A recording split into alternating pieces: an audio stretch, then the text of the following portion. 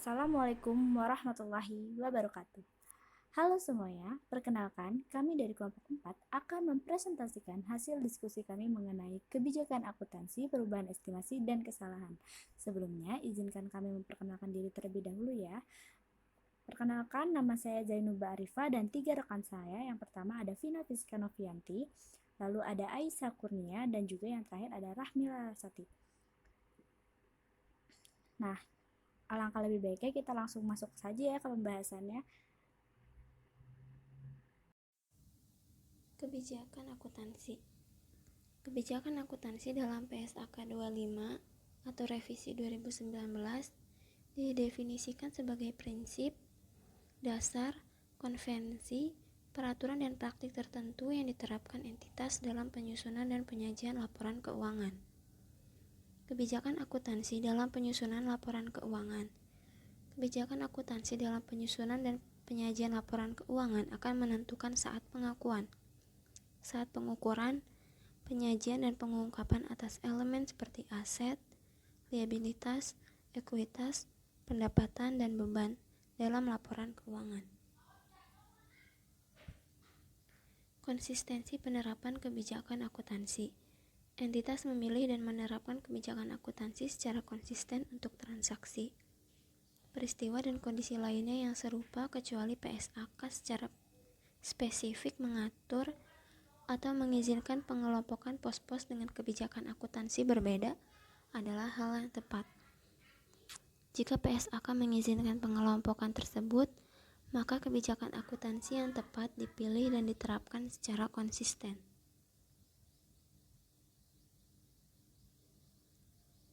Perubahan kebijakan akuntans.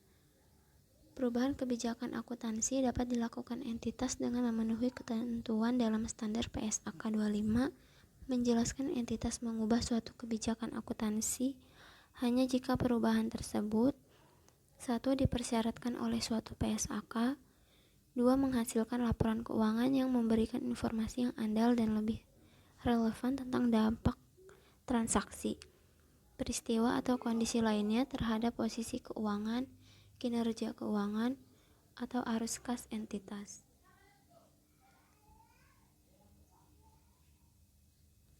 Contoh kejadian yang merupakan perubahan kebijakan akuntansi.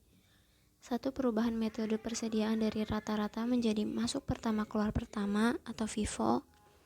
Kedua, perubahan pengakuan pendapatan konstruksi dari mode biaya terpulihkan atau cost recovery menjadi metode presentasi penyelesaian atau percentage of completion. Yang ketiga, perubahan metode penilaian aset tetap dan aset tak berwujud dari metode biaya ke metode revaluasian. Perlakuan akuntansi.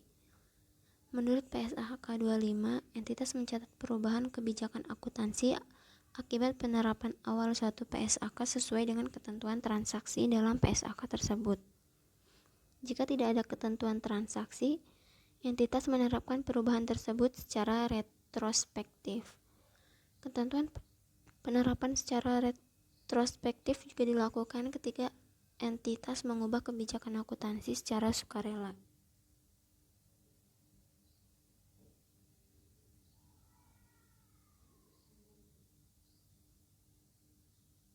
Contoh 21.1 yaitu perubahan kebijakan akuntansi.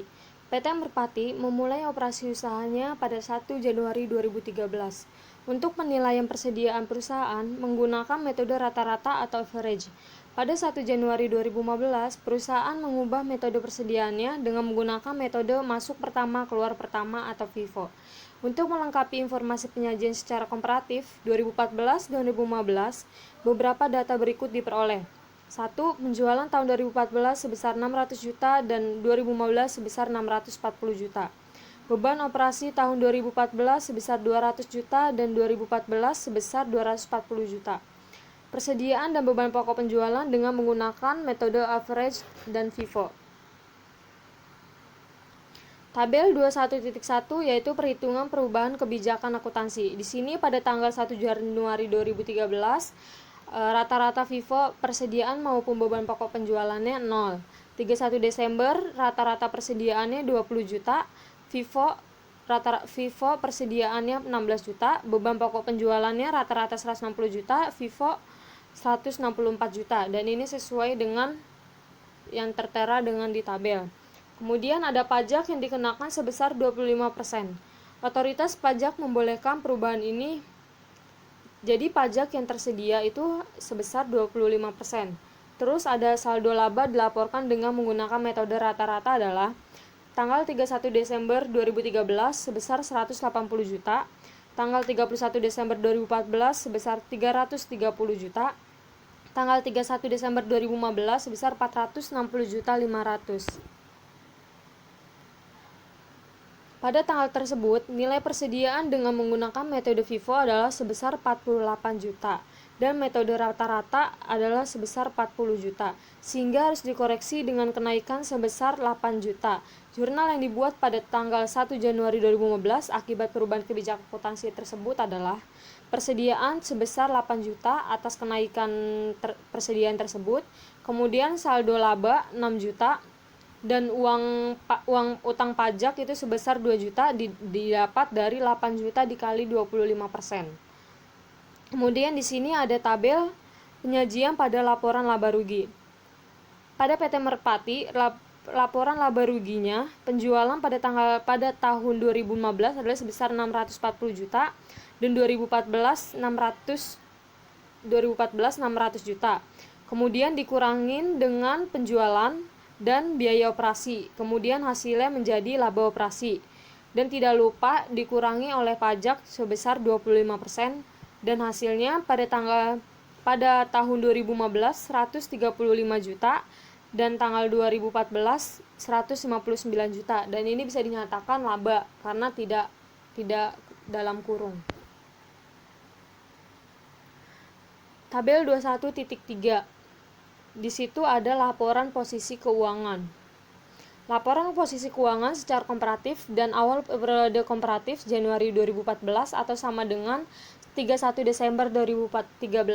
Laporan posisi keuangan tersebut memperlihatkan nilai persediaan, utang pajak, dan saldo laba yang berubah akibat perubahan penggunaan penilaian persediaan dengan metode Vivo. Di sini aset lancarnya tidak ada, kemudian persediaan pada tahun 2015 sebesar 78 juta, 2014 48 juta, 2021 Januari sebesar 16 juta. Kemudian di sini bisa diketahui bahwa saldo labanya sebesar 471 juta pada tahun 2015, pada tahun 2014 336 juta, pada tahun 2014 1 Januari 177 juta. Kemudian ada tabel penyajian pada laporan perubahan ekuitas. Laporan perubahan ekuitas untuk bagian saldo laba harus disesuaikan mulai awal tahun. Komparatif sajian yaitu pada tahun 2014.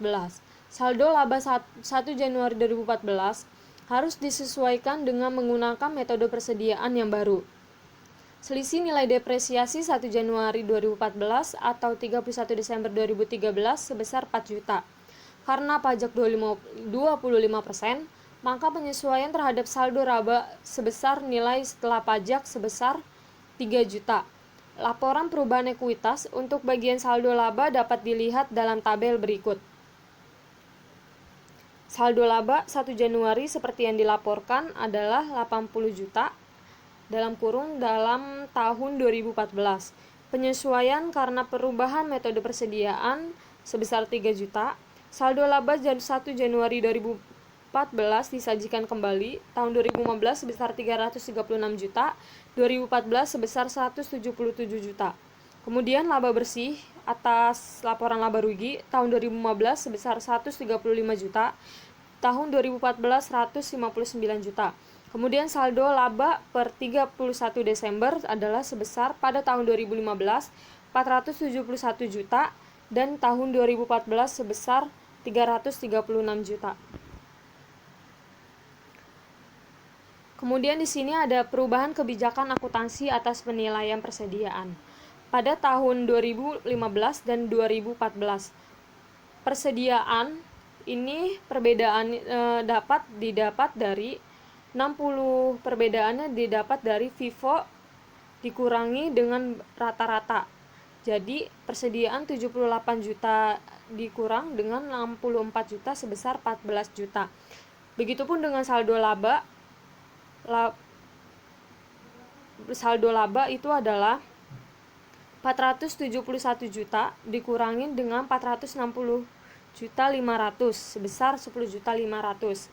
Kemudian ada beban pokok penjualan. Kalau beban pokok penjualan di sini rata-rata dikurangi dengan FIFO, yaitu 226 juta dikurang 220 juta sebesar 6 juta.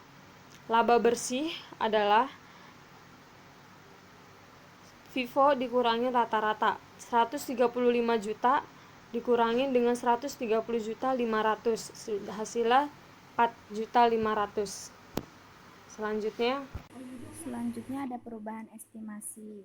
Nah, definisi dari perubahan estimasi itu sendiri adalah unsur dalam laporan keuangan tidak semuanya diukur secara langsung, namun pengukurannya melalui laporan keuangan. Untuk melakukan estimasi entitas menggunakan informasi yang tersedia dan dengan diestimasi. Pengguna estimasi yang rasional adalah bagian dasar yang dalam penyiapan andal. Beberapa contoh estimasi yang digunakan dalam penyusunan laporan keuangan. Yang pertama ada piutang tetap tagih, yang kedua masa manfaat, metode depresiasi, dan nilai sisa pada aset didepresiasi atau diamortisasi. Lalu yang ketiga ada liabilitas garansi atau provisi, yang keempat ada persediaan rusak, yang kelima ada masa manfaat beban yang ditangguhkan, dan yang keenam ada nilai wajar aset keuangan dan liabilitas keuangan. Lalu estimasi perlu direvisi jika perubahan keadaan yang menjadi dasar estimasi atau munculnya informasi baru atau karena tambahan pengalaman. Perubahan estimasi perlakuan akuntansi dihasilkan informasi baru atau perkembangan baru. Lalu ada yang kedua ada perlakuan akuntansi. Perlakuan akuntansi itu berdampak pada perubahan estimasi akuntansi, diakui secara prospektif dalam laporan laba rugi pada yang pertama periode perubahan.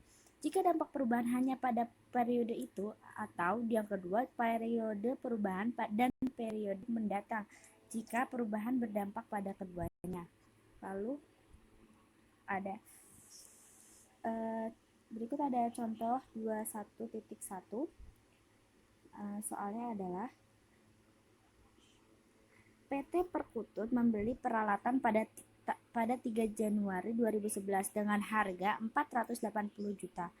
Peralatan ini disusutkan sama baik menurut akuntansi maupun pajak selama 8 tahun tanpa nilai sisa. Entitas melupakan pencatatan depresiasi karena laporan keuangan diterbitkan setiap tahun. Perusahaan melakukan perawatan dan pemeliharaan peralatan dengan baik sehingga peralatan tersebut masih mampu bekerja dengan kinerja terbaiknya. Berdasarkan kondisi tersebut, perusahaan mengestimasi bahwa peralatan tersebut masih memiliki masa manfaat tersisa 6 tahun, sehingga total manfaat menjadi 10 tahun dari tanggal perolehannya. Nah, perubahan estimasi tersebut tidak diperkenankan menurut aturan pajak. Tarif pajak yang berlaku adalah 25%. Akibat perubahan estimasi tersebut, beban depresiasi tahun 2015 harus dihitung ulang. Beban depresiasi awalnya kan tadi 480 juta, dibagi 8 menghasilkan 60 juta. Nah, akuntansi dan pajaknya sama, 8 itu dapat dari tadi selama 8 tahun tanpa nilai sisa. Lalu akumulasi depresiasi sampai awal tahun 2015 yaitu 4 tahun dikali 60 juta menghasilkan 240 juta. Beban depresiasi setelah perubahan estimasi adalah 240 juta dibagi 6 sama dengan 40 juta. Menurut pajak, beban depresiasi 60 juta sehingga pada tahun 2015 terdapat perbedaan depresiasi dengan pajak 20 juta. Nah, berakibat laba menurut akuntansi lebih tinggi 20 juta sehingga menimbulkan perbedaan temporer kena pajak sebesar 25% dikali 20 juta yang menghasilkan 5 juta. Nah, jurnal yang dibuat ada bisa dilihat semuanya. Beban depresiasi ada di debit 40 juta sedangkan akumulasi depresiasi ada di kredit. Lalu ada beban pajak tangguhan di debit 5 juta, liabilitas pajak tangguhan di kredit 5 juta. Lalu kita beranjak ke tabel laporan keuangan komparatif. Di situ sudah kita gabungkan di dalam tabel. Pada peralatan pada tahun 2015, yaitu pada saat estimasi baru 480 juta, 2014 480 juta, 2015 estimasi lama 480 juta, lalu akumulasi depresiasi untuk tahun 2015 pada estimasi baru 280 juta, sedangkan 2014 240 juta juga. 240 juta, sedangkan 2015 estimasi lama 300 juta. Lalu ada peralatan 2015 estimasi baru 200 juta, 2014 240 juta, 2015 180 juta. Dan yang terakhir ada beban depresiasi pada TS 2015 estimasi baru 40 juta, sedangkan 2014 60 juta dan 2015 estimasi lama 60 juta. Nah, lalu kita lanjut ke materi selanjutnya. Ada kesalahan menurut PSAK. Menurut PSAK 25 revisi 2009, kesalahan periode lalu adalah kelalaian mencantumkan dan kesalahan mencatat dalam laporan keuangan entitas untuk satu atau lebih periode, lalu timbul dari kegagalan atau kesalahan untuk menggunakan informasi andal yang pertama tersedia ketika penyelesaian laporan keuangan untuk periode tersebut. Lalu yang kedua, secara rasional diharapkan dapat diperoleh dan dipergunakan dalam penyusunan dan penyajian laporan keuangan. Lalu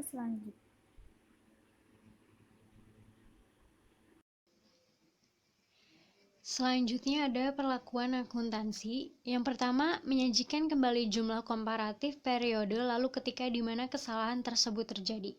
Yang kedua, jika kesalahan terjadi sebelum periode lalu sajian paling awal, maka entitas menyajikan kembali saldo awal aset, liabilitas, dan ekuitas untuk periode lalu sajian paling awal. Tabel 21.4, laporan posisi keuangan parsial, PT Kutilang 31 Desember 2015, laba sebelum beban depresiasi tanpa kesalahannya 300 juta dengan kesalahan 300 juta. Beban depresiasi tanpa kesalahan 60 juta dengan kesalahannya minus. Laba sebelum pajak tanpa kesalahan 240 juta dengan kesalahan 300 juta. Pajak kini tanpa kesalahan 60 juta dengan kesalahan 60 juta. Pajak tangguhan tanpa kesalahan minus dengan kesalahan 15 juta. Total beban pajak tanpa kesalahan 60 juta dengan kesalahan 75 juta. Laba bersih tanpa kesalahan 180 juta dengan kesalahan 225 juta. Kemudian ini ada tabel 21.7 jurnal perbandingan. Jurnalnya beban depresiasi 60 juta tanpa kesalahan di debit, akuntansi depresiasi 60 juta kredit. Beban pajak 60 juta, utang pajak 60 juta. Dengan kesalahan beban pajak 75 juta, utang pajak 60 juta. Liabilitas pajak tangguhan dengan kesalahan 15 juta. Selanjutnya liabilitas pajak tangguhan 15 juta, saldo laba 45 juta, akuntansi depresiasi 60 juta. PT Kutilang laporan perubahan ekuitas khusus untuk saldo laba untuk tahun yang berakhir 31 Desember 2015. Saldo laba 1 Januari 2014 seperti yang telah dilaporkan itu 900 juta. Koreksi kesalahan 60 juta. Pengaruh pajaknya 15 juta minus 45 juta. Saldo laba 1 Januari 2014 disesuaikan 855 juta. Laba bersihnya 300 juta. Saldo laba 31 Desember 1.155 juta. Kemudian pada saat melakukan koreksi kesalahan, entitas harus mengungkapkan berikut ini, yaitu pertama sifat kesalahan periode lalu, kedua jumlah koreksi untuk setiap periode sajian untuk setiap item yang terpengaruh dan LPS dasar atau LPS delusian. Ketiga, jumlah koreksi pada awal periode sajian paling awal. Keempat, jika penyajian kembali retrospektif tidak praktis, keadaan yang membuat keberadaan kondisi itu dan penjelasan bagaimana dan sejak kapan kesalahan telah dikoreksi. Selanjutnya, analisis laporan keuangan. Kebijakan akuntansi merupakan hal yang penting diketahui oleh pemakai laporan keuangan sebelum melakukan, membaca, dan menganalisis laporan keuangan. Bagi pembaca laporan keuangan, informasi perubahan kebijakan akuntansi, perubahan estimasi dan koreksi kesalahan menjadi informasi penting karena akan mempengaruhi daya banding laporan keuangan antar periode. Dan hasil presentasi dari kelompok kami. Mohon maaf bila ada kesalahan. Wassalamualaikum warahmatullahi wabarakatuh.